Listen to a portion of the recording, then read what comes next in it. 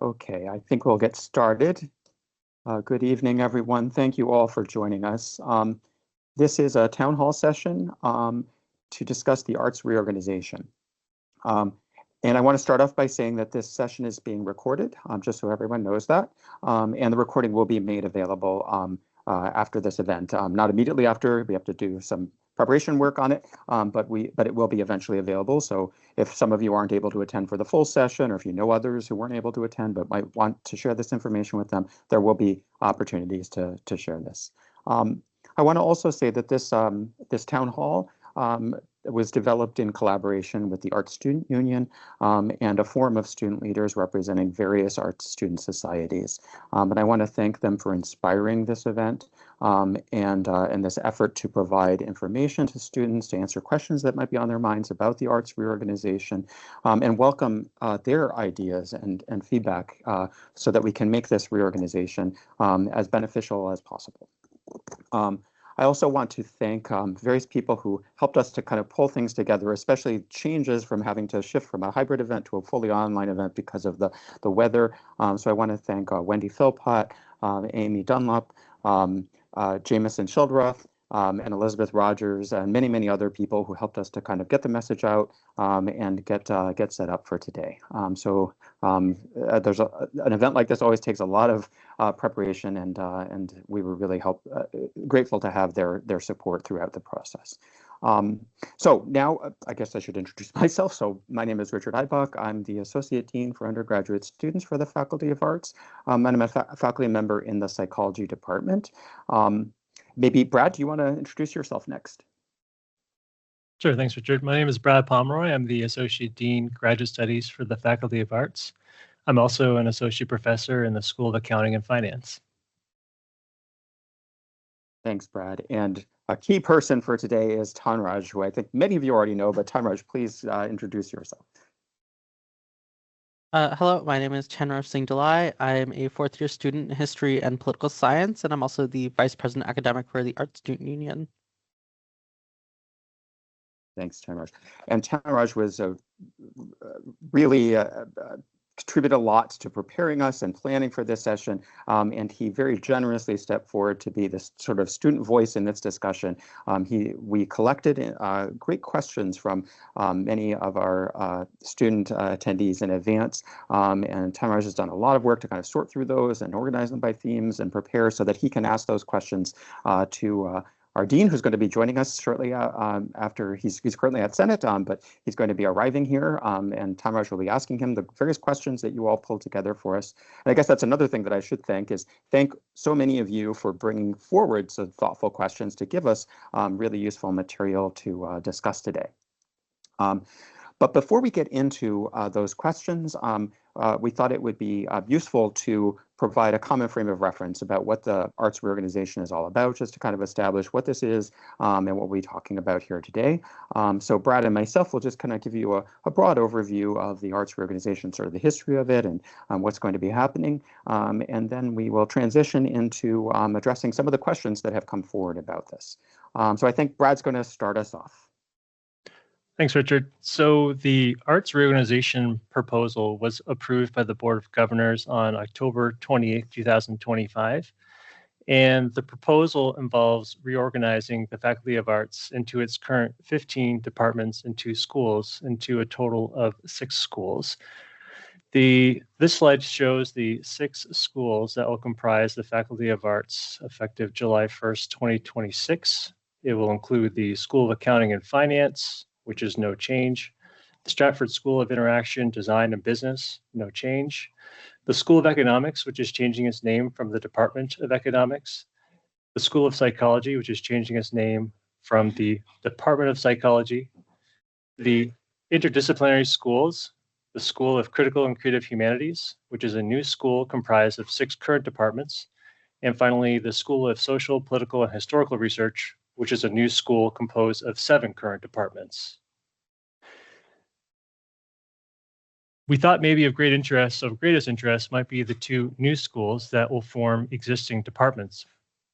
The School of Critical and Creative Humanities will include the following departments and its associated programs: Communication Arts in its programs, bachelor's programs in communication studies, theater and performance, digital arts communication, communication arts, design and practice, English and English language and literature, which will include its programs BA Creative and Professional Writing, Literature and Rhetoric, Rhetoric, Media and Professional Communication, its MA programs and its PhD program, Fine Arts in its BA Studio Arts, Visual Culture and Master of Fine Arts, French Studies, its BA, MA and PhD French, Germanic and Slavic Studies, including its MA programs and PhD program, and Spanish and Latin American Studies.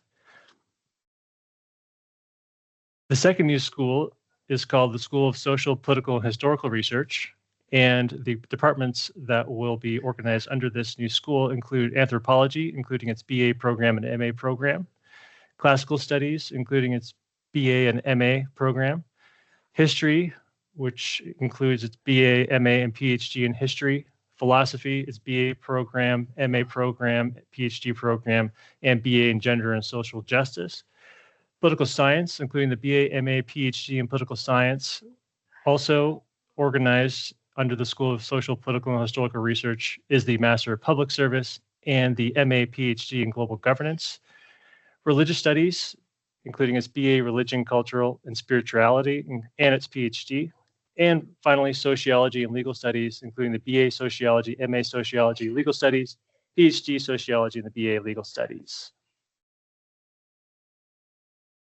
So some background on the reorganization.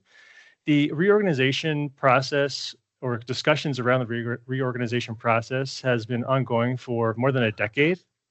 It was identified formally in the 2014-2019 strategic plan and also in the most recent strategic plan, where it was referred to as a crucial theme and referred to as the theme of faculty organizational structure.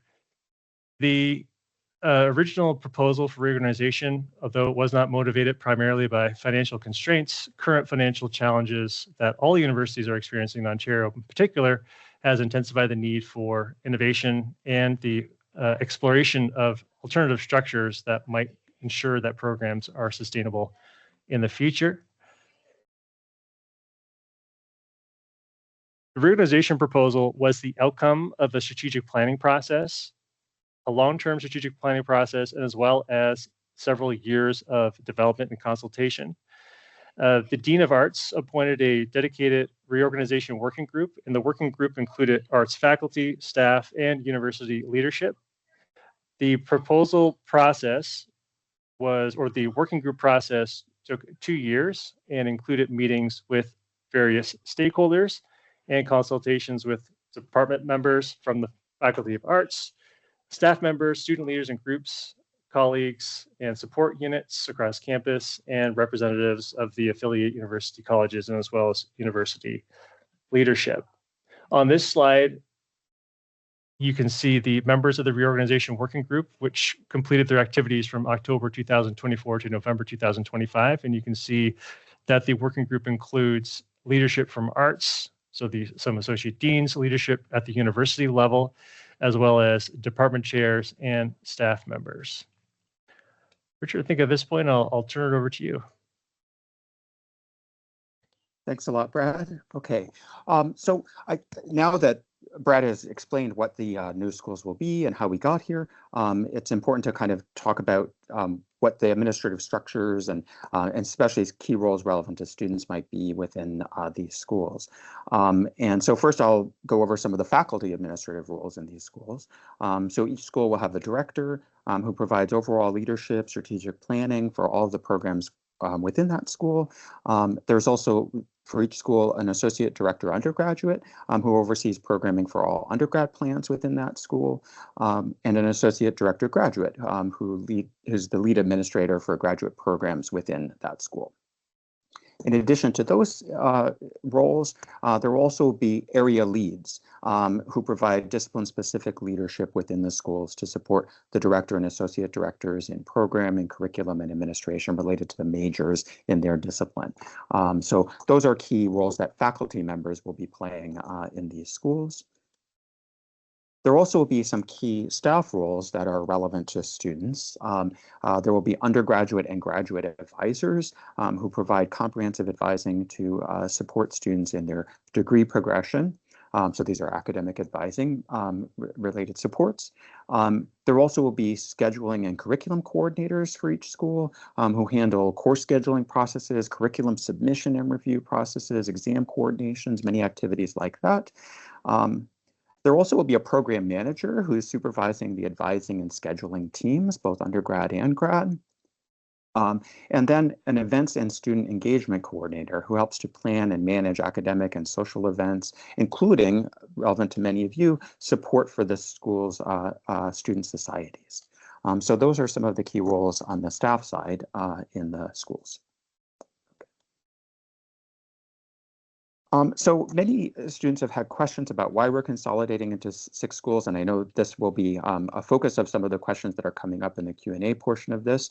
But just to give you some general information about this, we're reorganizing into fewer but larger academic units, which will help us to achieve more administrative and operational efficiencies and effectiveness in order to deliver our current arts programs more effectively. It will also, the reorganization into these 6 schools will help to sustain programming and prepare us to manage expected reductions in funding and faculty and staff through retirements that may not be replaced for several years. And also to create more interdisciplinary collaborations to support new programming in response to evolving educational, societal, and economic needs. Bringing people together is often a really effective way to get their imaginations flowing about new opportunities for collaboration. Okay. So another question I think that many people have is how did we arrive at these particular 6 school groupings?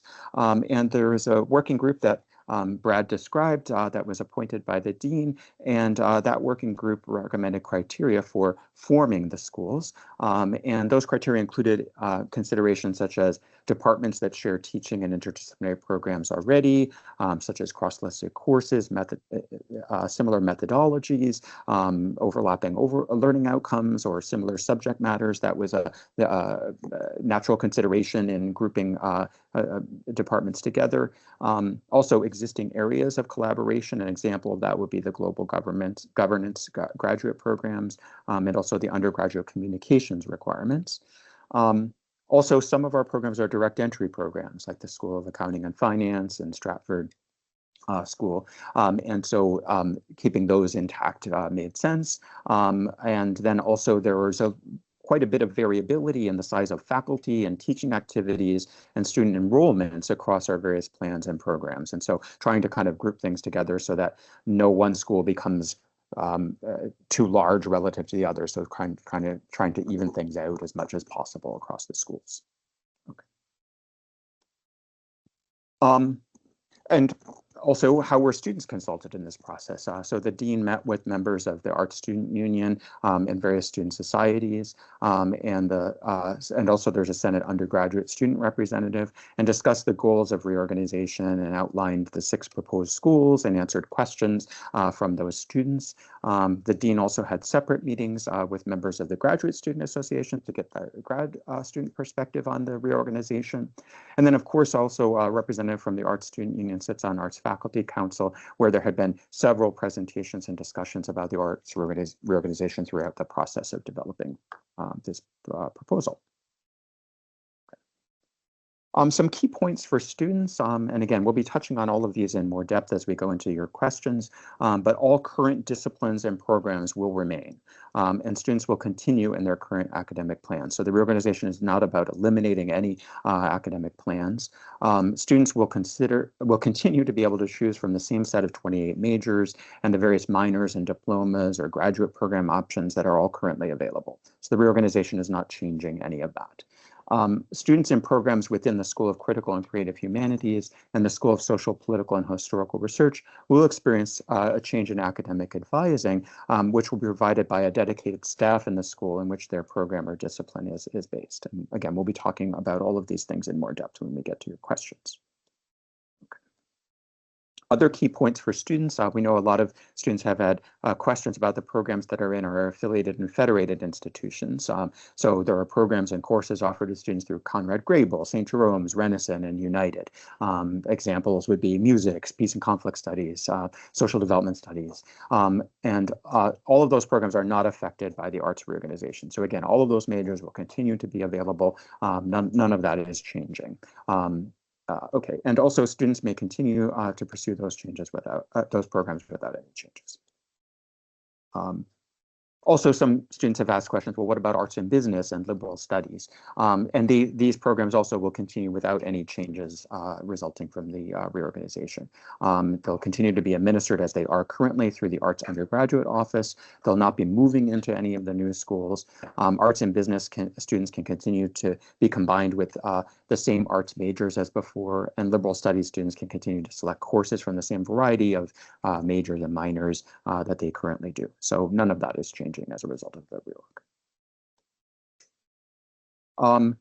Also, students have wondered about, well, how will the schools be represented in transcripts, degree labels, things like that? An important thing to realize here is that these new schools are administrative units, not new degrees or new degree plans. So as such, the school names will not be salient in recruitment materials. The school names also will not appear on students' transcripts or their diplomas when they graduate. Convocation students' diplomas will list their majors, minors, or other degree credentials they have successfully completed, with no text referring to the school names.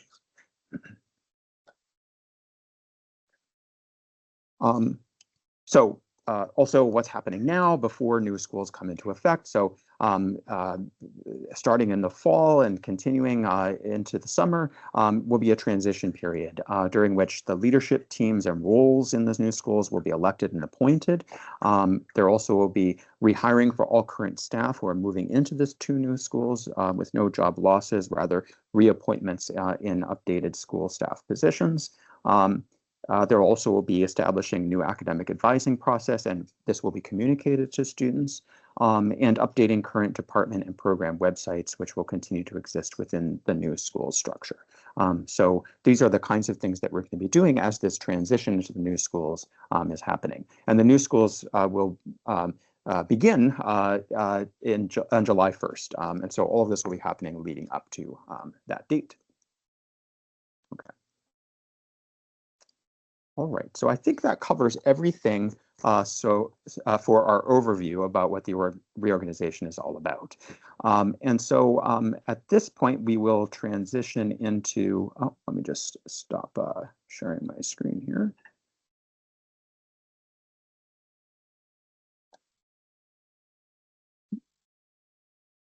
I can turn it off for some reason.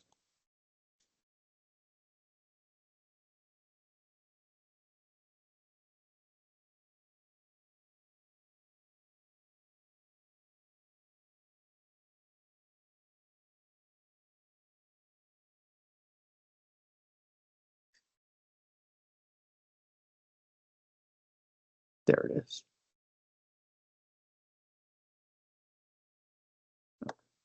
Okay. All right.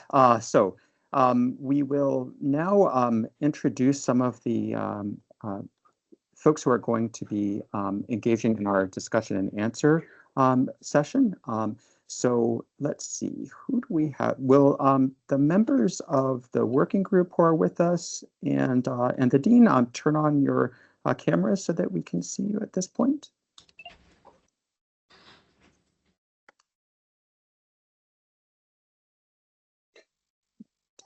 And so now what we'll do is we'll have all of us introduce each other to the audience so that they'll know who's addressing them and answering questions. So we'll go around the folks who I could see on my screen. The first person I can see is my colleague, Kathy Atchison. So Kathy, do you want to start?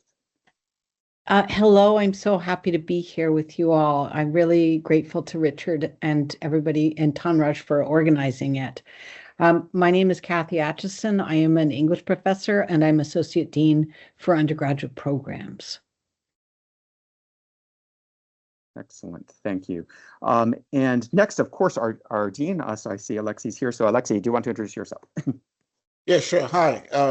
Good afternoon, everybody. My name is Alex Chichea. I'm a professor of French. Bonjour. I serve as the Dean of the Faculty of Arts here. Thank you very much. And thanks for coming here. Thanks, Donald, for organizing this. Thank you very much. And so other members of our working group, another person is Matt Doucette. Matt? Hi, everyone. I'm Matthew Doucette. I'm chair of the philosophy department and one of the members of the working group. Thank you. And next I could see on my screen, Catherine McDonald. Hi, everybody. Catherine McDonald here. I am a staff person. I am called the executive officer, and I am working on the staff reorganization with the working group. Thanks. Thank you, Catherine. Next, Tara Collington. Bonjour, Tara Collington. I'm the chair of French Studies, and I was a member of the working group. Excellent. Thanks, Tara. Monica Leone. Hi, everybody. Really great to be here. I am Monica Leone, a faculty member of the Department of Spanish and Latin American Studies, so I will say buenas tardes, and chair of the Department of Spanish and Latin American Studies and chair of the Department of Fine Arts. Thank you very much. Thanks, Monica. Jessica Thompson.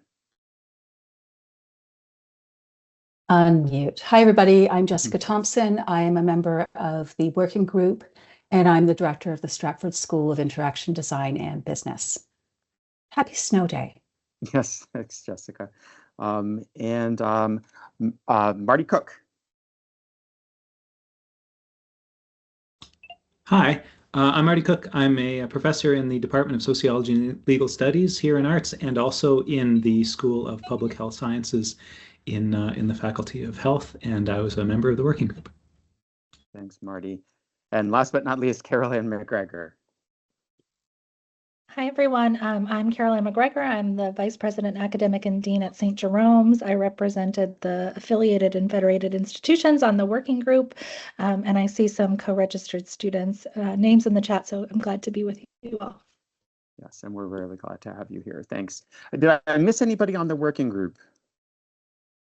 I don't think so. Okay. All right, so now what we're going to be doing is transitioning to the question and answer session. So as I said at the beginning, we've collected questions from many of you. Thank you for sending them to us. And Tanraj has kind of been sorting through those, organizing them by themes to present them to our dean and members of the working group to get some information to share with you to address some of these questions. So Tanraj is going to be reading through those questions, and then the dean or members of the working group will weigh in to kind of try and address those as much as we can. So I'll turn things over to Tanraj, and he'll be leading things for this next session. Okay, so hi, everyone. The first question we have is kind of just one to kind of set the stage for the discussion. It's asking, why are we doing this? Why is the Faculty of Arts reorganizing? Well, thank you. I guess I have to answer, but Tanraj, I think you could have answered this yourself, having been in the conversation for some time.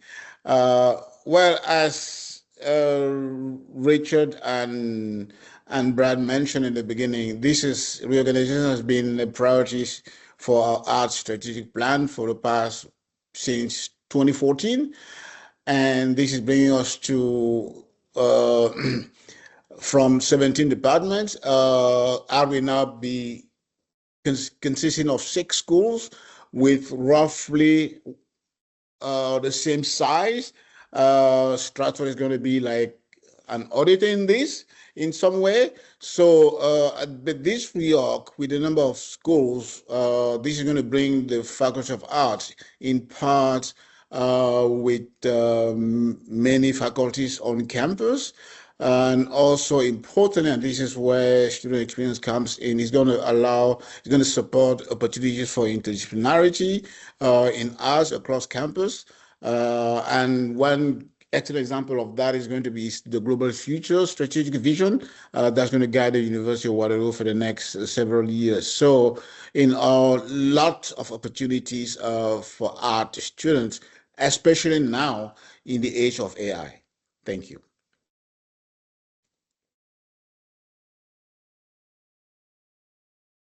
Okay, combining my next question to a bit of follow-up. So a lot of students are a bit scared of the idea of the interdisciplinary schools. They want to be able to maintain the depth of their programs and the depth of the majors that they're studying. So you've answered a bit of how this will benefit students in interdisciplinarism. How will it benefit them in the maintenance of the depth and quality of their fields? Colleagues, feel free to jump in. Again, I think as has been said before, this is going to precisely strengthen that while providing students with more opportunities to explore other fields, which will be within their own proximity.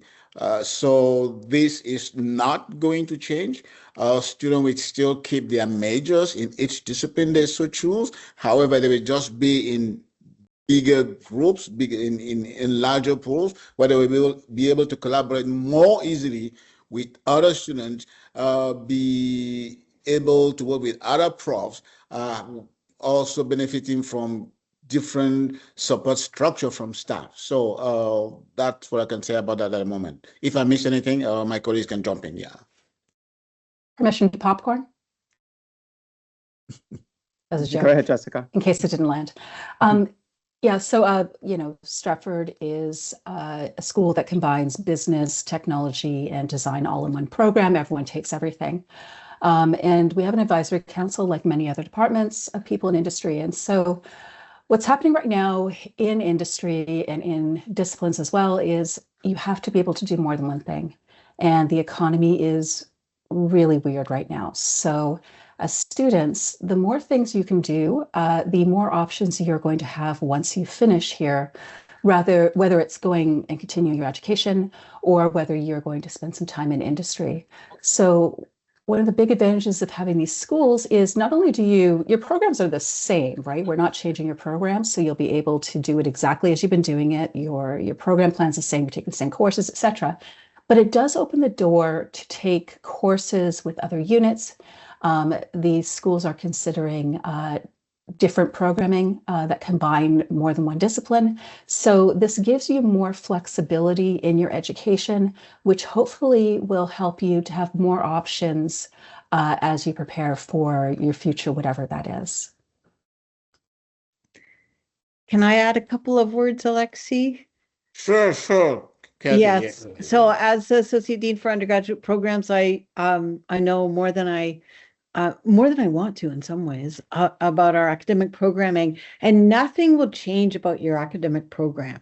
And those students who want to really hew to their discipline, that they will be able to hew to their discipline, and their experience can stay exactly the same.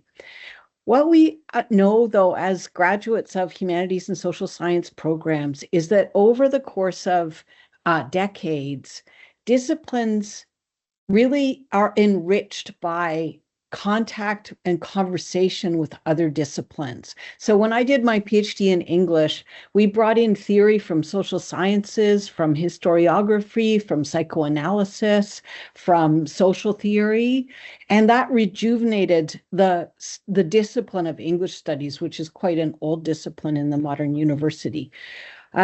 And I think that so this will open up opportunities for intellectual stimulation and intellectual diversity that you may not have had before. But if that's not what you want, and you want to stick to your major, you want to do specializations in your major so that even more than 50% of your degree is courses in the major, you are absolutely welcome to do that. And we will support you and encourage you just as we always have. Thanks for the question. Yeah, if I could just summarize all that, in no way are any of the plans being watered down when they're going into these new schools. This really is an administrative reorganization. It's to make the administration of those programs more efficient. In some ways, it will allow some people who have been kind of pulled away from teaching into administrative roles to be able to kind of go back to the classroom or to the research and things like this. So there's no reason to worry that this is going to reduce the opportunity for students to study in depth within the existing majors. Okay, thank you everyone for those great answers. I'm just going to move on to our next kind of grouping of questions. A lot of students are very confused about how these schools were selected, how they were named. So I'm just going to move into questions surrounding that kind of area. So why are some of the schools maintained of singular disciplines, including economics and psychology, while others are being put into multidisciplinary schools? Okay, who wants to take that? I could.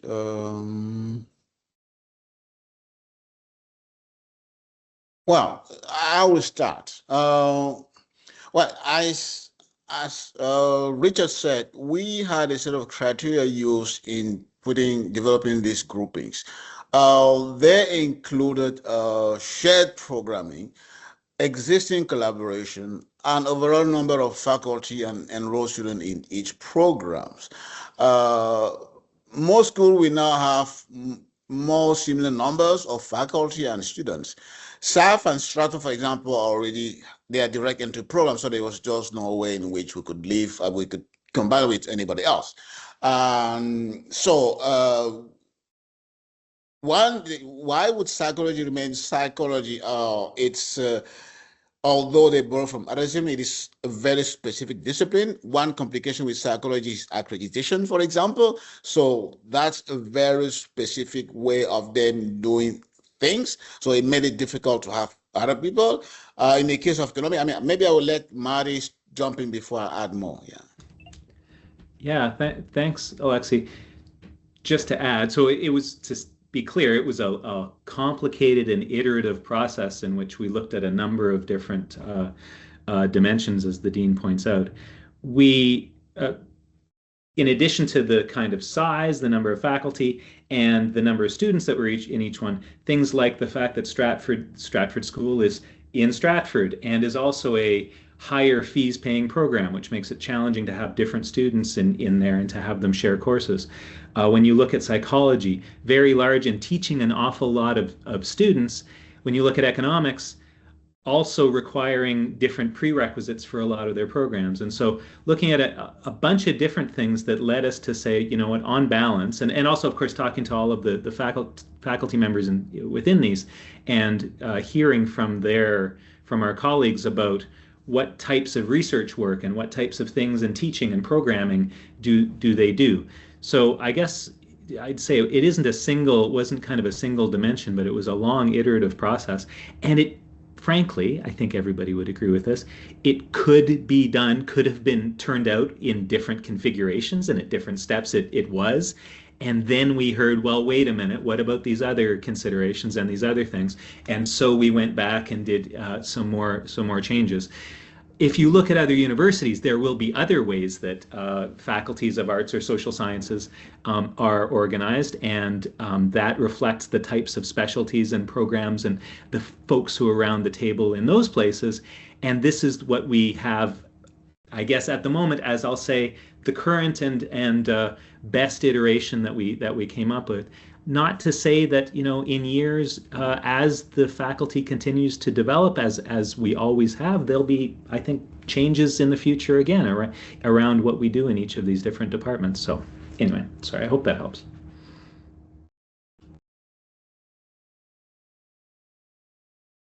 Okay, if there's no more follow-ups on that, I'll move on to our next question, which was submitted as a bit more of a comment, but that's okay. So we have some student feedback, particularly pertaining to the names of the interdisciplinary schools. I'm just going to read out a bit of a quote here. It's a bit long, so forgive me. I implore you to consider more plain and therefore clearer names for the School of Critical and Creative Humanities and the School of Social, Political, Historical Research. There are multiple issues with the current professional name. 1. Inconsistently leads to confusion.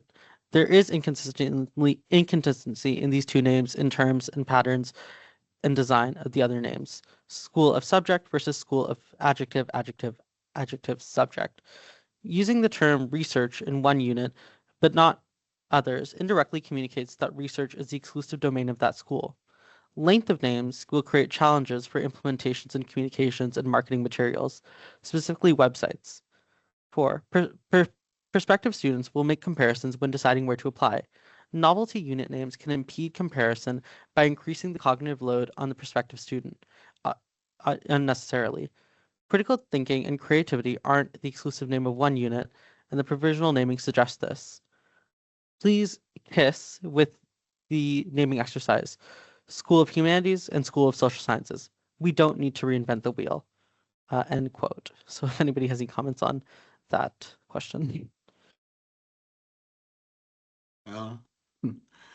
Well, that's a very interesting comment. And I want to thank the student for doing that. Again, Reorg wasn't an easy exercise. It was very exciting, very challenging. And you will be surprised to hear that even choosing the names wasn't the easiest exercise either. These didn't come from the working group. It's the current schools as they stand that came up with their respective names.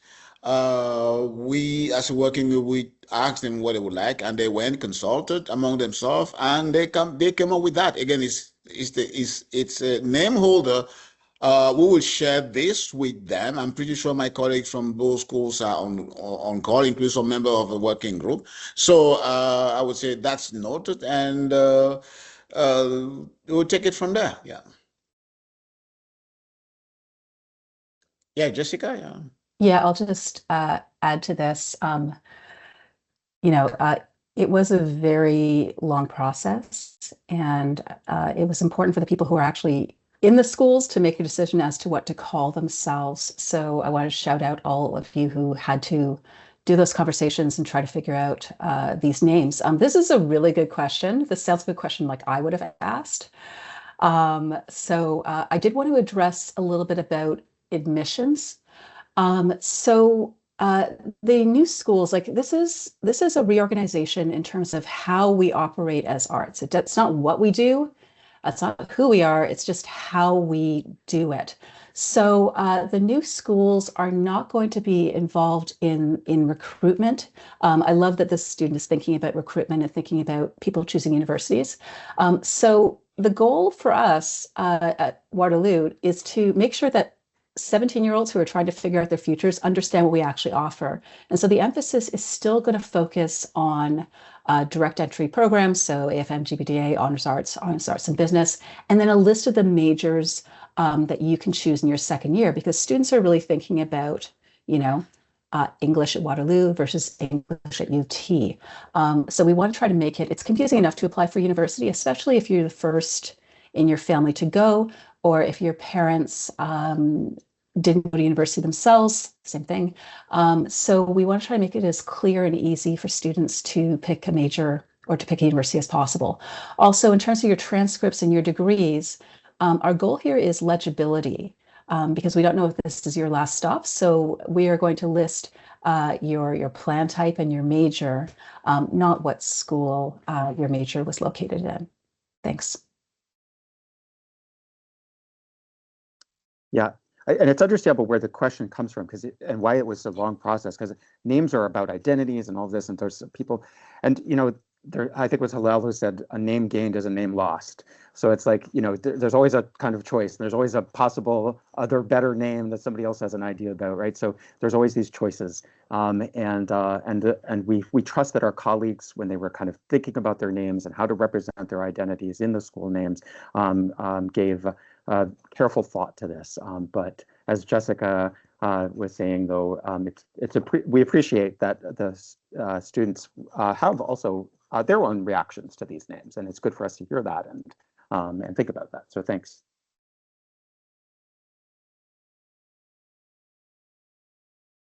Okay, and for my next question, it's a section leading to a lot of students' confusion about the plans that they're in, the majors that they're in, the minors they have, the specializations, basically the programs that they're in and that they've dedicated their undergraduate or graduate career to.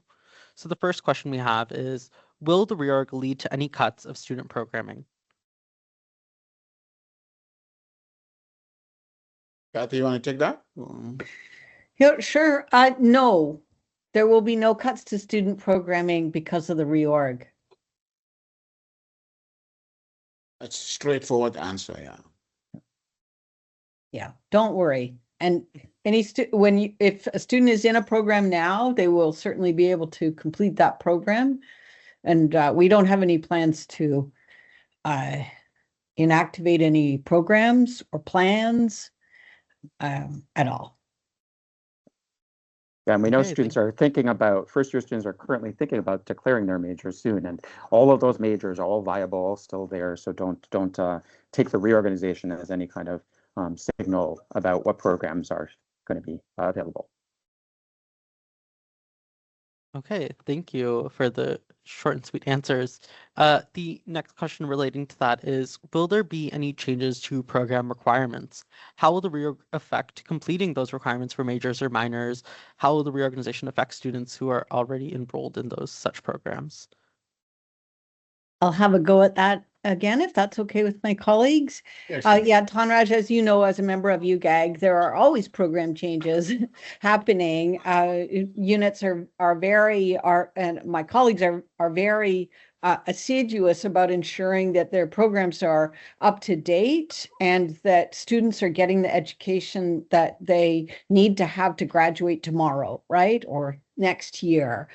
And enter this world with the knowledge that we're able to provide and that they're able to secure, right? So we don't have any plans to make any changes to programs because of the reorg, but that is not to say that there won't be changes to programs. There will be changes to programs. Kind of And a program follow-up on- change is just part of what we do on a daily basis. So I have kind of a follow-up on that based on just UGAG and GAG, which is the graduate equivalent. So with the interdisciplinary schools, how will those disciplines be able to advocate for themselves within those curriculum forums? Will it be expected that the associate director, undergrad or grad, simply represent all of those disciplines, or will there be more representation within those committees or groups? Well, that's something that we're going to be working out because we haven't, the Arts Faculty Constitution currently defines the membership for UGAG. And when we have schools instead of the existing departments, we're going to have to make a change to that. It will be the responsibility of the directors of the interdisciplinary schools, the associate directors undergrad, to maintain knowledge and be able to work on the programs that they oversee with the support of the area leads in the school who will be in conversation with them. And I think that the structure will be very fertile and dynamic and exciting. And I think will bring good things to programs. When you think that some of our departments are very small and currently, and that the conversation that the leadership in the department is able to have about programming is perhaps smaller than it really should be. So if they're able to have conversations with other colleagues about programming, then that can be very exciting and lead to appropriate and exciting changes. Now, I want to remind everybody, though, that if a student is in a program now, that we can't change their requirements for that program. We will never change their requirements for that program. They could opt into a changed program if we presented some variation to that program. But in no circumstances will a student be unable to complete the education that they have signed up for in signing into the major plan that they are currently pursuing. Does that help, Tanraj? Yes, thank you very much. If that's all, I'll move into the next question, which is, sorry. I think Brad. Well, I just thought I would speak since GAG Yes, I did was realize I mentioned grad, so I should let you speak as well. So Graduate Affairs Group, its current membership includes the graduate officers from each graduate program offered in the Faculty of Arts. It includes 2 graduate students from the faculty.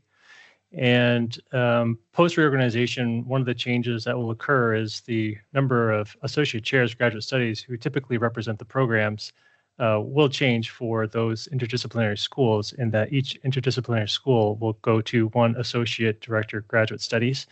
So one thing that has to be done is the constitution or the membership for both GAG and UGAG must change, and it must change through a process that includes approval from Arts Faculty Council.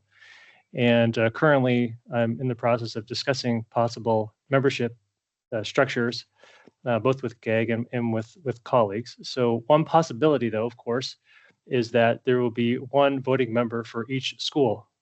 That's one possibility, but it's not the only possibility. There are other possible structures for the membership of GAG, but that's something that will have to be determined and will have to be determined through consultation to see what would make the most sense. Would it make sense for having one person represent all the graduate programs in a school, or would it make more sense to have a membership that differs from that kind of approach, where there may be more than one member from each school?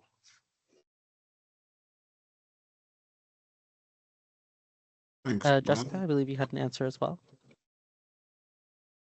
Yeah, maybe it's more of a segue, I guess. Now probably is a good time to talk about area heads, and so maybe what I'll do is I'll start and then turn it over to others in the working group. So I think the thing that I got from this question is, how will the voice of my discipline, my department, be heard at things like the undergraduate affairs group and graduate affairs group when my department chair may not be there anymore.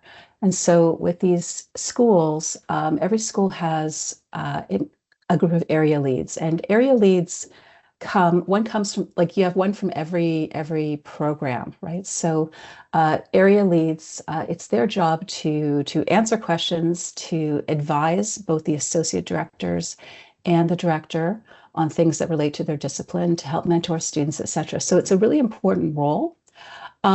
As a director of a weird program where you have like interaction design and business together, and that's in our name, and you have a whole bunch of faculty who otherwise would never ever cross paths. We have single associate directors for both grad and undergrad, and it's their job to understand enough about the other programs that they can support, defend, and advocate for them. So I just wanted to let you know that it is possible, and that the area leads are a really important part of the leadership team of each school. And it is their job, especially in the early years and even beyond that, to help those decision makers make decisions. Maybe though I could throw it over to one of my colleagues who's in one of the larger schools. Well, I could try to offer something here in that I agree the area lead is going to be key to the functioning of and the representation of a discipline within the larger school. So that person will be in regular contact with the associate directors, undergrad.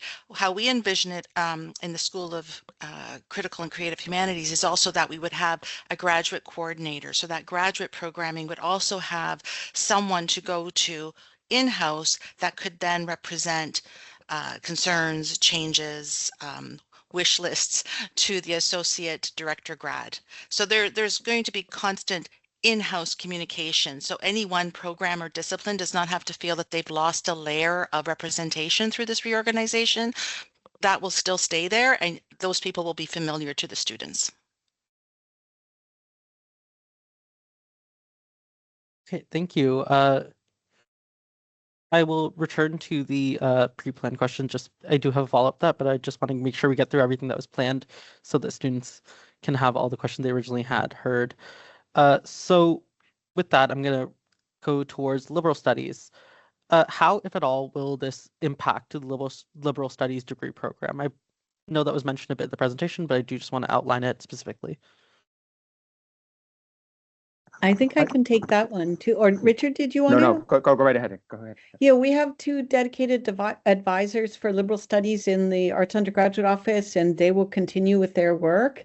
There are no changes to liberal studies planned at all. And I would be interested to explore what plans or what changes you think might happen, because there is probably something I haven't thought about.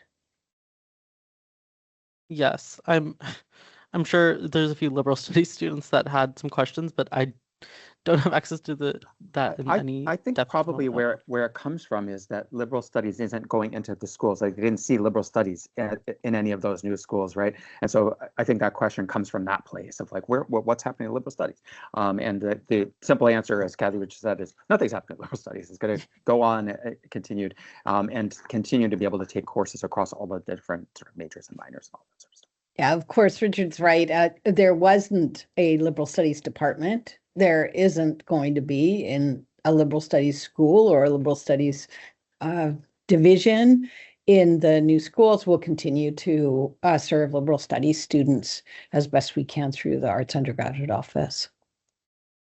Okay, thank you. In a similar vein, there were some questions about whether this will shift anything for fully remote students. I don't think so. I'm not sure why it would again, but I'd really love to hear what the concern is, because that might trigger something that we can address, right? But right now, the choice to offer courses online will remain with the disciplines, and they will be mounted and organized and advertised and put on the scheduled classes in the same way that they have been by the staff who will be working in the schools. Okay, thank you. Next, we have a few questions about academic advising, which I'm sure all the students in this meeting are really thankful to have the academic advisors they have now, and they're concerned about what it will be like come July. So how might the reorg affect the academic advising structure for students?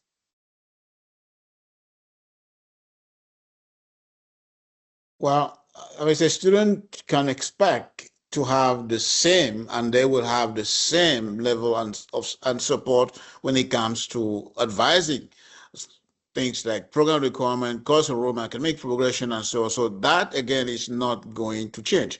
But under the reorg, each new school will have a team of staff members that will focus on student advising rather than only one or sometimes two people. So this reorg will build a rich arts advising community where there is strong collaboration between the school advising teams and advisor in the arts undergraduate office. So there's going to be a two level. The arts undergraduate office is going to continue to do its work, but also at the school level, there will be people that will support students as they move in their respective program. If anything, it's going to be strengthened. Yeah. You want to add something, Richard or Kathy or anybody else from the team? Yeah, I think, it's strengthened in a lot of ways, like you said, Alexi. Like one of those things is going to be continuity too. So like within a school, you're going to have a team of advisors, and they could kind of fill in for each other when somebody's away or on leave or something like this. So there'd be that ability of students to be able to rely on. There's going to be somebody there who really kind of knows their program really well, be able to advise them, and also I think a model that many of the schools will be adopting is something similar to the Arts Undergraduate Office, where we have kind of teams of advisors. They form a community together. They have, support to one another, and support one another in training as well. That's a really nice model. We've seen its effectiveness, and I think we're going to see that kind of effectiveness in the new schools as well.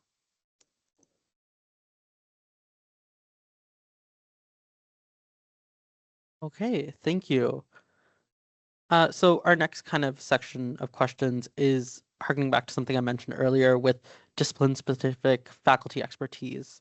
So the first thing we have in that is, if faculty service roles are being asked to support more students with less resources at their disposal, what steps are being taken to lessen the critical impact this will undoubtedly have on their students that require faculty support and services during their academic studies?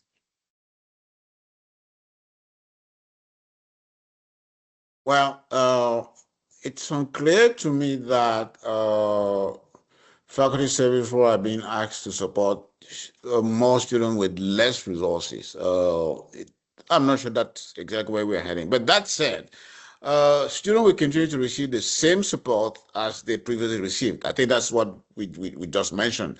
That will continue in their respective environment. True reorg will mean fewer professors will serve in formal admin role. For example, in the two schools, there will be one associate director of undergrad studies and one associate director of grad studies for all programs at that school. Whereas previously, there were associate chairs on the grad and grad for 8 individual majors. In the new schools, each major will have an area to which I think Jessica spoke about that earlier. and a faculty member who advises the director, associate directors, and staff on issues related to the majors in these areas. So there's going to be a line of collaboration between the school leadership and the area lead that's going to advise people on their respective discipline. Again, this is not something totally new. If you take a department like a current department like commerce, for example, where we have a communications specialist who is currently the chair, but who who works with colleagues in drama, these are not entirely related disciplines. So that's just, I mean, and Stratford School is one other example where you have a colleague who's working with colleagues from totally different disciplines. So, I mean, I guess what I'm trying to say is this is going to continue the same in the new school structure, but providing students with the same support, the same experience. Our goal is actually to strengthen it and make it better. Okay, I believe my next question. Oh, sorry. I think Jessica. Yeah, thank you. Am I here? Yes. Okay. Yeah, I think that, to me, this question maybe came from the idea of, some students are used to being able to connect with their associate directors, and we have some amazing associate directors in arts, right? So prior to becoming a director, I was both associate director undergraduate, and then I was associate director graduate for Stratford. And I'm telling you, nothing is like the associate director undergraduate. It is epic. So the key difference here is that it reorganizes the workload.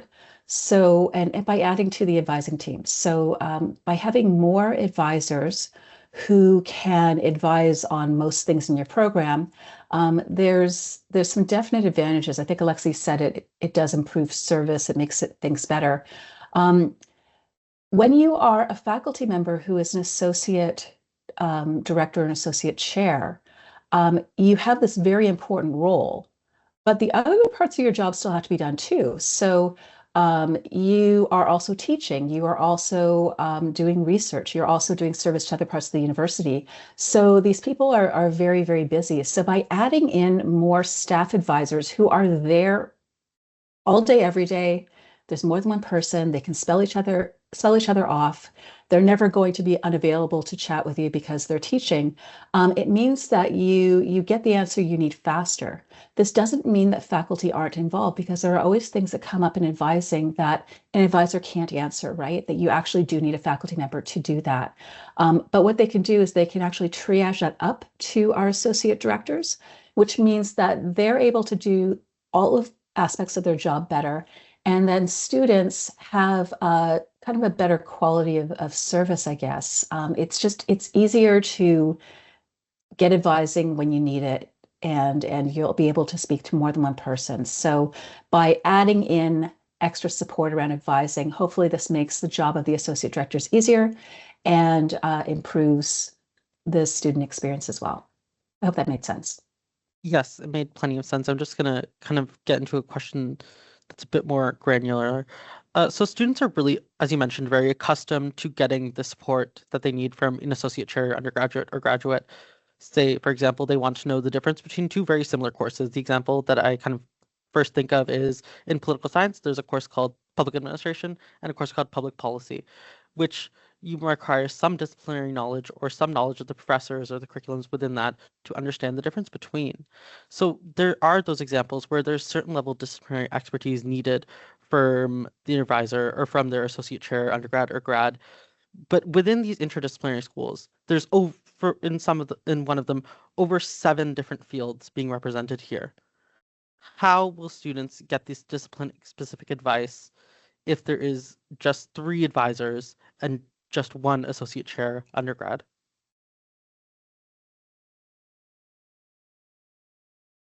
I think Marty wants to. Sure. Sure. I Sorry. could jump in Go ahead, and say, so in my other school, the School of Public Health Sciences, we have it's a large interdisciplinary school too.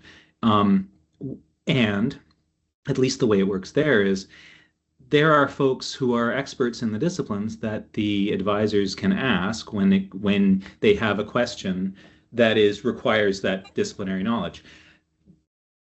I don't think that, I mean, after you have advisors who've worked in an interdisciplinary school for a certain amount of time, I mean, they certainly come to understand a lot of those things as well as as do the faculty members. But just to say, I mean, that all that expertise is still there, and there's, it's very clear who you can ask and get that advice from. So that's my experience anyway. Monica? Thank you. Yeah, I was just going to repeat that the area leads for each discipline are obviously going to be available to do advising. And in addition to that, in no scenario can I imagine a faculty member not wanting to advise a student if they are able to. So everyone is still going to be available in the disciplines to share their expertise, to share their advice, to help decisions get made in terms of what very similar sounding courses, how they might be different and what might be more ideal in a particular plan. So either the associate director, the area lead, or the faculty member with that disciplinary expertise, all will be available to help. Can I Kathy? also just say that our advisors in the arts undergraduate support students who are in all of the disciplines of arts and actually are transferring from other disciplines outside of arts into the Faculty of Arts. And you could come to them with that question and ask them, and they would say, well, I'm going to find out. And then once they've found out, everybody who comes to them with that question, again, will have the answer directly from that advisor. So advisors can be extremely knowledgeable, and they're very resourceful, and they know how to get the answers. So I think you're in good hands, actually, with advisors being able to support students making good choices. Brad? Go ahead, yeah. Yeah, I thought I would just speak to graduate studies. So in graduate studies, advice is done at various levels. For some students in a MA program or a PhD program that has a research element, your supervisor is your key source of advice, and they would have the most disciplinary or topic level expertise for you. But then you also need people who have mastery over the graduate academic calendar. And there are two key parts of the calendar. It's who has mastery over the program level calendar, for example, who has mastery over the calendar as it relates to the MA and PhD programs in English, for example, and then who might have mastery over the regulations in the calendar. And those regulations are not necessarily discipline specific. So eventually, the schools are going to determine their own internal structures and additional roles that they may need. Every school will need to have an associate director of graduate studies who is responsible for the leadership of all graduate programs. But those programs might decide there are certain programs within our school that may require someone who has specific expertise in the calendar as it relates to that program. Sometimes those are referred to as program directors, sometimes they're referred to as graduate officers, and each school will make a determination of that. And of course, what's critical is making sure that there's minimal overlap of those responsibilities. If someone is performing a specific task related to a particular program or plan, the associate director of grad studies shouldn't be doing the exact same work. So there are some efficiencies to be gained, and each school will determine what structure would work best for them. And the objective, of course, is to ensure that all responsibilities for graduate studies in the program are properly executed, and it's the associate director of grad studies who will be responsible for ensuring that those responsibilities are executed properly. Thank you. In the interest of, in the interest of time and ensuring that there will be an open Q&A, I'm just going to have two more, hopefully very quick questions. The first one, both of these are going to be relating to the transition. The first one is about the physical aspects of this transition. Currently, for example, English is the only one in their creative and critical humanities school that would have been placed in Hagee Hall, with the rest of their school largely being in ML. And similarly, classics is in ML, where the rest of the school would largely be in Hagee Hall. Is there any plans to move where these units are based to make them closer to the rest of their schools? No. Thank you. Short and sweet. Thank you. We are broke. Okay. Yeah, that is good to know. The next question is, so what is the timeline happening with the reorg so incoming students can be eased into the new structures? What are the plans there? Um, as you know, schools are going to open we're starting July 1st. That's all been approved. So all is in order. And as we've said throughout, nothing is changing. People will still enroll into the specific program, the one they want to enroll in, and we'll take it from there. Nothing is changing. We'll be ready for July 1st. We are working on nominating on the nomination committee. We will have 2 new directors on July 1st, and we have 6 new schools with hopefully some exciting programming which we're going to share with you in due course. In the meantime, I would welcome your ideas in things you believe could be done with limited or different resources or no resources at all to make your experience in these new schools much, much better. So as you know, my door is open. Reach out either to me or to a member of working group, although it doesn't exist anymore. We are eager and excited about these new opportunities. And I would also like to remind you to share with your colleagues that this is really an opportunity, a unique opportunity for arts to thrive and be far more successful than it's ever been, because I really believe that we're able to do something that no one has done. Importantly, we did so in an age where I believe is going to be the glory for arts and humanities students in the age of AI. Okay, In thank fact, you. And I call it arts intelligence. okay, and thank you for that. With that I feel like ends the moderated discussion aspect. So if any attendants have any questions or follow-up questions based off what has already been discussed, feel free to mention those in the Q&A channel, and I would be happy to read those out so we can get answers for you guys.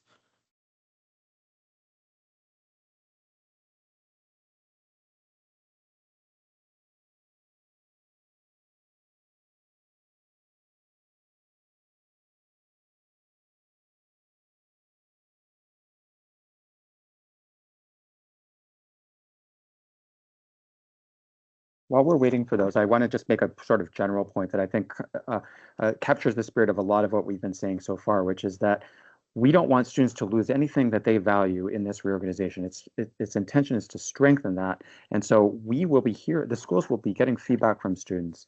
And if there's something you're saying like, that's not working the way that I liked it used to work, they will adapt and they will find ways to make sure that the things that students need from their programs and value in their programs will be delivered under this new structure. So we believe that it's going to allow it to be delivered more efficiently and more effectively. But if there are things we learn in the process, we will adapt and change, and we'll make this work for students. Thank you. I think there's one item we haven't got a chance to go. Maybe I missed it, but it's a few related experience, I think, and we were intentionally inclusive. So we had a member of AFIO, my colleague Carol Ann is part of the working group. So all programs offered by students through St. Jerome, Renaissance, Conrad, Rebel, and United are not directly affected by the Reorg. So still we continue to be able to pursue these programs without any changes. And in any case, Kathy has said it times again, whatever you started, you are going to finish it. So nothing is changing for you. We just be in a different setting, which we hope and believe is going to be much better for your experience. Yeah. Okay, we have 2 questions that have come in with the chat.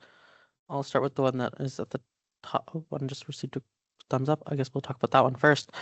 So what planning has gone into how students and art societies are meant to relate to their academic homes under this new structure? As departments are placed within broader and less defined administrative units, how are students expected to maintain a clear sense of identity, representation, and connection in their field? This is a great question, and one that I know we've heard a lot from Townhall, our colleagues at the Arts Undergraduate Forum. The student societies will continue to get support. All of the same societies will continue, so it's not like they're all going to be amalgamated into one school society. So there'll still be program societies going forward. But because they're in schools, they'll be potentially able to collaborate, to do joint events together. There'll be kind of, more of that, I think, naturally emerging out of that.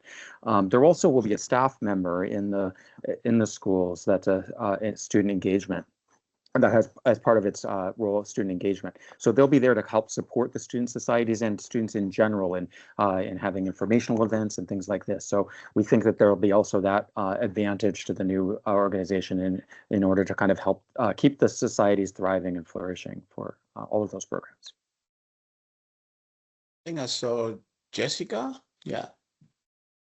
Yeah, I just wanted to speak briefly to the events and student engagement coordinators, just because we have one at Stratford. So this is new now, that each school is going to have a position, and their job is to coordinate events and student engagement. So this is the go-to person for clubs and societies. And also this person is responsible for coordinating events that are of interest. So for example, at Stratford, our events and student engagement coordinator works closely with co-op on information sessions. They do industry lunch and learns. They coordinate, they work with our team to coordinate our annual conference, design jams. It's one of the busiest people in our unit. This person also is well known to students. So there's a lot of interfacing with students. They also represent the school at things like open houses and that sort of thing. So this is exciting. I was really glad to see that we were going to do this. And it's a new person who is there to support you as students. In terms of disciplinary expertise, I think that's still going to be your area leads, but this person is kind of the glue that brings everyone together. Thanks, Jessica. Okay, and we'll move on to the next student question. Being, you alluded to new programming coming in due time. Would you be able to speak more on what that might look like? Yeah, I could speak to that. Thank you. Yes, well, I've talked to the new interdisciplinary schools, or what will be the new interdisciplinary schools, about programming that could bridge disciplines within their schools, and that might be of interest to students. We do have a lot of students in liberal studies who might be interested in a more defined program than liberal studies. If we were able to have an interdisciplinary program in one or other of the schools. But it is also up to the schools to bring programming forward that might take advantage of the synergies and opportunities that the new schools provide, while at the same time, as we've tried to emphasize, maintaining disciplinary focus for students who are in the single discipline majors, for sure. We'll see where that goes. I think it's an exciting opportunity for us. As I say, all of us as academics, as learners, as teachers, we love to spread out, and we love to get new ideas from other places and bring them to bear on what it is that we care about most. So I think we have always found that kind of fertility in relation to our disciplines to be really productive. And I am hoping that we will be able to have a sense of that, for that excitement and fertility in the new schools, with opportunities for interdisciplinary programming, should that appeal to people and seem appropriate. Yeah. Okay, it seems like a related question just came in, so I'm going to ask that one. To the conversation of disciplinary depth, if more courses are becoming cross-listed or held with, is it expected for class sizes to increase? If so, how will this impact the quality of education for programs that are being discussed and require smaller class size seminars? Can you speak to this? Yeah, sure. I don't know that we're planning to do more cross-listing or held widths. We do sometimes do held widths that are cross lists because we have a very small class and we need to raise the number of students that are in that classroom. And it can be a very fine thing to do in terms of education, but we don't have any plans to increase cross-listing, and we have no plans to increase class sizes in any way that would be perceptible to students, I don't think. We have a minimum class size, and there may be conditions under which we have to raise that. Possibly, like right now it's 18, and maybe we have to raise it to 20 because of staffing concerns or because the funding models are just not supporting us well enough. But I think that those would be very modest and incremental effects that would only be perceived by some students. And if they do perceive those as issues, then we're here to listen and to deal with the impacts if they're negative in any sense, Tanraj, any sense. Of course, thank you. There's an interesting question that I feel like a lot of students kind of have questions about, including myself. Could we get some clarity on how area and school leadership will be chosen and appointed? Is there any worry about funneling most communication through one representative who may be preferential to certain disciplines and having that one person to the mouthpiece for such varied groups of majors or such varied groups of disciplines? Could certain voices be swallowed or ignored? Wow. No, what I would say is we follow policy. I mean, I don't know if, I think our goal is to maintain the cohesiveness of all schools, whether they are new or older one. So currently as dean, my role is to ensure that all unit schools and students are treated equally. We can say the same thing about my role. Like, how do I make sure that my friend from English don't have a voice that may suffocate that of my colleagues from sociology? No, I think as colleagues in each school, we are responsible for ensuring that people have equal voice to the table. And my role is to make sure that it actually happens. But I know that I don't need to come up with specific ideas because my colleagues are very, very aware of that. And if it happens that they don't, I think I'm here to make sure that we are treated equitably in the entire process. Matt, yeah, and then Maria.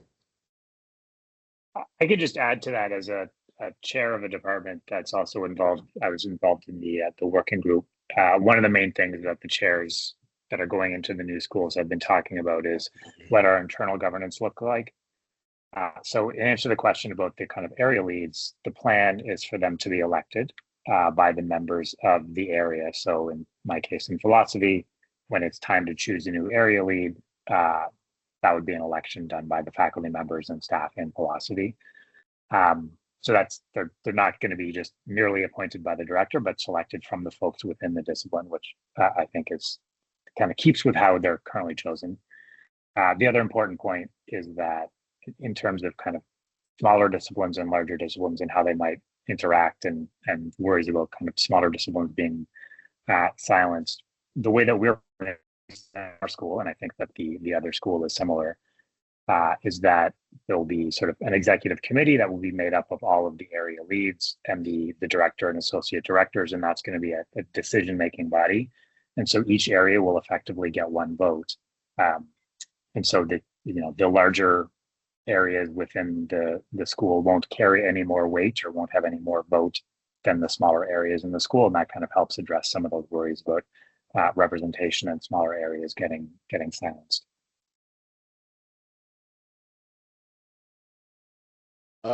Marty, did you want to say something? Yeah, just to say, I mean, another way of looking at it too is that there are very likely advantages to small programs being represented within larger schools than as their own, as a separate department that is a representative of small program amongst many bigger schools, 17 different ones. And so it might, in that way also, I think once the internal governance, as Matt and Dean Choi have explained, is equitable across the programs, it does, I think, potentially give those small programs a stronger representative at the faculty level and then beyond. But that might be a little more internal stuff than care about. Monica? That was perfect, Marty, and I just want to echo that. For as someone in the Department of Spanish and Latin American Studies, we are a very small program. There are 3 faculty members, and we are trying to represent the work and cultural production of an entire continent in our department. It's very, very difficult. So we are very excited by this opportunity that now we can maybe connect, really explore the synergies that already exist, but we haven't had opportunity to really go into in any kind of depth. So for us, this is an opportunity to sustain ourselves, but also to grow what we're able to offer our students and how we can represent the disciplines that we love so dearly. So as a small group, we see this as a really great thing. Okay, in the interest of time, I'm going to move on to another question that has received quite a few upvotes from our audience members. Over the course of my degree, I've built a strong relationship with my department-specific academic advisor, which allows me to give me personalized guidance and gives me a trusted expert to speak with. What will happen to these staff members, given that the school advising team will not have place for all of them within advising?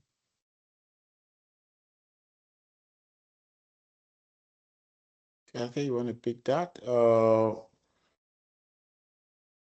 I'm going to ask Richard if he, or Catherine. Yeah. There is going to be place for every staff person. I'm not sure of the details of this, so. Yes, I believe the question is referring to that there won't be place for them as academic advisors. They won't be in that role anymore, which students have grown accustomed to having them in. And I feel like that is. Are you speaking of faculty advisors or staff advisors? I believe this is speaking to staff advisors.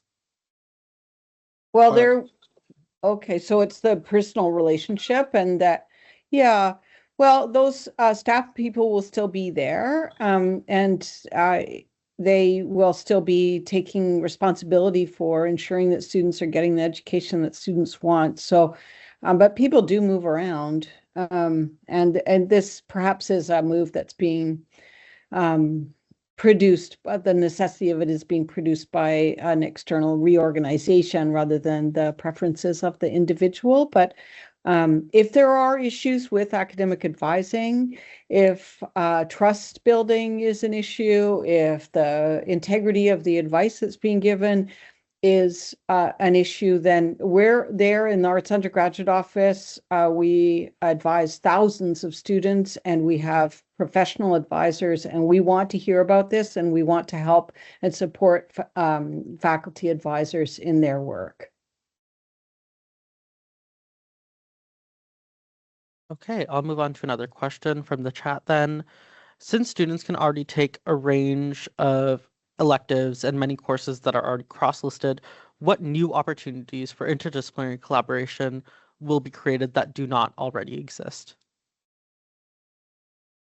Yeah, I would love to have a go at that too. I think that we all understand that programming comes from the disciplines themselves. While I can have ideas, we can have ideas, you can have ideas about what appropriate programming might be, they come from disciplinary experts who will still be responsible for their programs and may also have the opportunity to develop interdisciplinary programming. We are open to ideas, and our office will support the development of programming, but that's where it comes from. We rarely, in fact, we never say this is a program that we need to have. Let's go out and invent it. People bring us things, we support the development. People do things on their own, they bring it to us. So I'm looking forward to seeing what will happen. in the interdisciplinary schools in terms of new programming and new ideas, and support for existing programs that may benefit from interdisciplinary inclusion. I think could be also very exciting. We already have interdisciplinary programming that maybe things like Black studies or gender and social justice, or in many ways, English studies is quite interdisciplinary. So I think we already have interdisciplinary disciplines, and there's always, as I've been characterizing, that balance in academic programming and academic pursuits and academic practice is between interdisciplinary, extradisciplinary, and intradisciplinarity. And so we'll see what happens. And I'm excited about what might come up. I think Monica gave a good example of that too when she was talking about, how being together with colleagues in other disciplines will kind of lead to this development of new opportunities. And students can play a role in that too. They can bring, because they're the ones on the ground doing an anthropology course and an economics course, and maybe they have a great idea that they want to bring to us. And we're always open to those kinds of ideas. They can talk to anybody who looks like a professor, walks like a professor. They're all around us. Okay, in the interest of time, I'm going to look at two more questions. I have one selected here. How does the reorganization in concrete terms sustain arts programming, particularly in smaller departments with more limited resources? What specific governance mechanisms exist or are being developed to ensure that these departments, or fields as they'll be under the new schools, retain meaningful influence over decision, rather than being routinely outweighed by larger units in what seems to be a very narrow hierarchy? Well, I think Monica provided an excellent example here, where she indicated that the reorg is actually an opportunity for a small department to actually thrive. That speaks to it. And as I said in my intervention previously, my role as a dean, and I think the role of each department chair or school director, would be to ensure that people are treated in an equitable way throughout. And we have to make that happen. It is going to happen. We are here to support each other. I mean, I believe that it's the success of one unit, it is the success of the faculty. So it's not winner takes it all strategy that we look at here. We are in this together. It's a collective effort. And I think bringing these schools together is going to create more opportunities for cross-fertilization and collaboration. And in this, each and every voice will count. Carol Ann? Yeah, maybe I would just say, in case it's helpful, it came up before that the AFU programs like peace and conflict studies, sexualities, relationships, and families, that those aren't directly impacted by the reorg, and that's very true. But maybe I'll share what I've heard from, for example, the chair of sexualities, relationships, and families, which is, I'm so excited about what is going on. Like, I don't want to be left out. Like, when is it going to be the case that I can talk to the director of these new schools about possibilities for being part of this interdisciplinary collaboration? So I really appreciate all the questions from students about the concrete, like, give me the name of a new class, give me the name of a new program, give me the name of something that is co-op positions that are being created by this. And my hope is that those will come, and I hope that maybe the example of some of the AFU who are excited to see what the next step is provides a little sense of security that there are ongoing conversations, and all of that work is still happening. Thanks, Carol Ann. Richard? Yeah, these are all great points. And I think another thing that is very concrete to me is that in smaller departments, as they're currently designed, a department has to have a chair, and that's taking a faculty member into administrative roles, out of teaching, out of other roles that they might be serving. And so by creating these efficiencies where now there's other people, pooling of administrative resources, basically, it allows those smaller departments to kind of keep their programming thriving, because more of their faculty are routinely teaching instead of being pulled into administrative work. So I think that's a pretty concrete way in which this should be helping to sustain programming, especially in smaller departments. Okay, I'm gonna mix two questions that were sent in before, just to be our final question, so we can acknowledge that the time that was plotted for this is now over, but we're just gonna go over by this one kind of larger question. Will the working group continue to exist beyond the administrative changes as of July 1st? Will there be a process for students to express their feedback and critique over the transitionary year? And just adding that into another question, who can they reach out to? Who can students and other people attending reach out to for further questions after the town hall? Just acknowledging that we are at the end of time. Just if there is any answers for those. Well, thank you, Tanraj. One thing, the first is, I will bill you for the extra 2 or 3 minutes that we're having here, but that's fine. I won't bill you for too much.